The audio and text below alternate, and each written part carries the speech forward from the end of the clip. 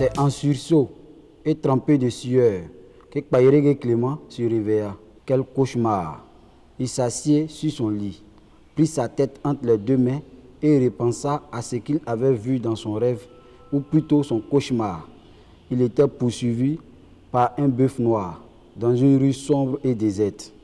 Cet animal, avec ses longues et énormes cornes, ses yeux rouges comme des flammes, ne le lâchait pas d'une semelle. Partout où il courait se cacher, le bœuf apparaissait avec fracas, en détruisant tout sur son passage. Je suis M. Wongo Traoré Sékou Cheikh Amadou Tidiane. Le nom étant kilométrique, l'agent de l'état civil a dû signifier à mon père de le raccourcir. Donc, mon père à son âme, a gardé Wongo Tidiane. Mon pseudonyme, c'est Warba Dadji.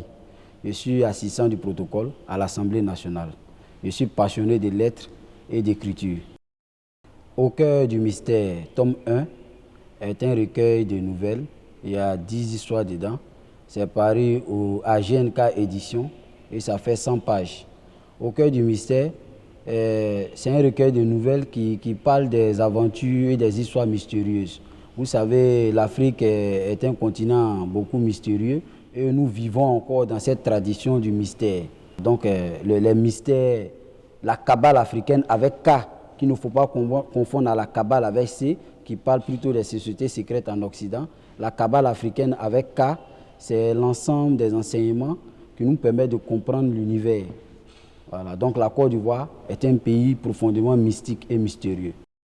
Les vécus quotidiens, vous savez, chaque jour a son lot de faits qui sont souvent étranges, mystérieux et qui tirent beaucoup les ressources du paranormal qui est difficilement expliqué par la raison ou par les lois scientifiques.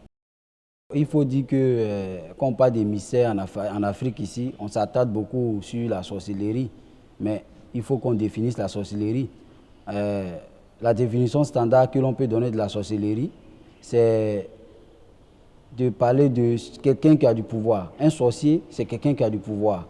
Maintenant, l'utilisation que cette personne en fait, si c'est une bonne personne, il va l'utiliser bien évidemment pour faire de bonnes choses, c'est-à-dire soigner, guérir, découvrir des plantes, un praticien, si vous voulez.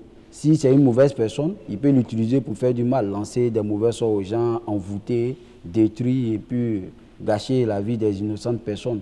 Donc pour moi, le sorcier, de la vie de tous, même la sorcellerie, c'est un ensemble de pouvoirs qu'une personne a ou qu'il a connaissance.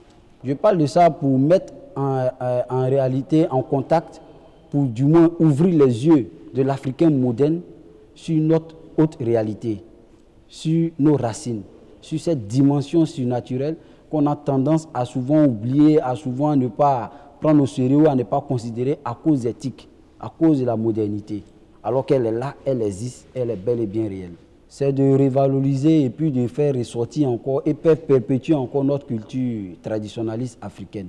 Vous savez, l'Afrique est le continent qui ne révèle pas trop ses cultures, son histoire, par rapport à l'Occident où il y a des vestiges, il y a des livres, il y a des ruines qui font appel au passé. Chez nous en Afrique ici, c'est plutôt la tradition orale qui fait souvent appel aux mythes, aux contes et légendes pour étayer certains faits qui se sont passés dans l'histoire.